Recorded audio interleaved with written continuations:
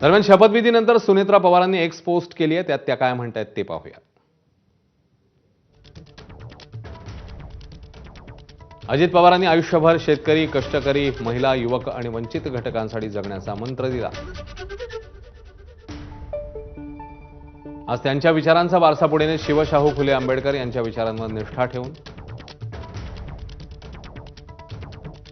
कर्तव्य भावनेने उपमुख्यमंत्री पदाची जबाबदारी स्वीकारताना मन अक्षरशः भरून येत आहे. दादांच्या अकाली जाण्यानं मनावर दुःखाचा मोठा डोंगर कोसळलेला असला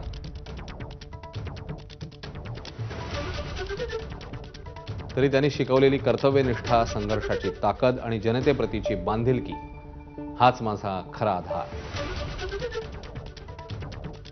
यांच्या स्वप्नातील न्यायप्रिय, समताधिष्ठित, विकसित महाराष्ट्र घडवण्यासाठी काम करणार.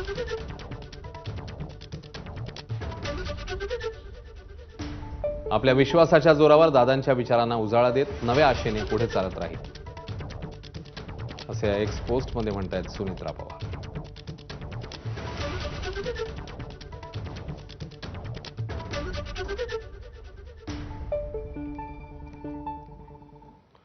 दरम्यान सुनेत्रा पवारांनी उपमुख्यमंत्री पदाची शपथ घेतल्यावर पंतप्रधान मोदींनी ही पोस्ट केली आहे. त्यांच्या पोस्टनंतर सुनेत्रा पवारांनी त्यांचे आभार मानले. इकडे मुख्यमंत्र्यांनी देखील एक पोस्ट केलेली आहे, पाहूया.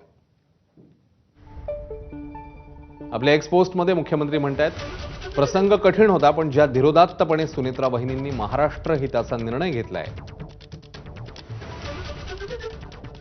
तो कौतुकास्पद, धाडसी आणि त्यांची प्रतिबद्धता अधोरेखित करणार आहे.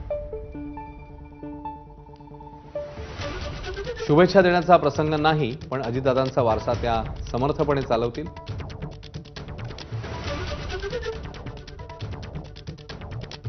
राज्याला पहिल्या महिला उपमुख्यमंत्री लाभल्या, त्यांची ही कारकीर्द यशस्वी ठरेल.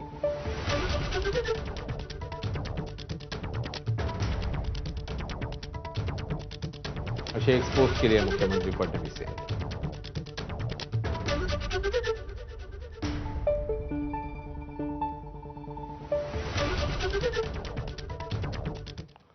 तर सुनेत्रा पवारांनी शपथ घेतल्यानंतर रोहित पवारांनी देखील पोस्ट केली आहे.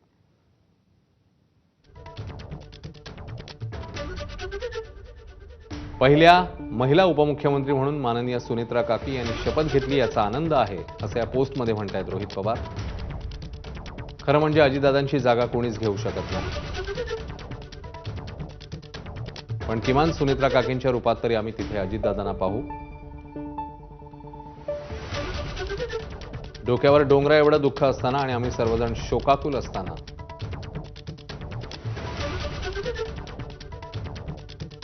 त्यांना शुभेच्छा तरी कशा द्याव्यात हे कळत नाहीये, असं म्हणतायत रोहित पवार.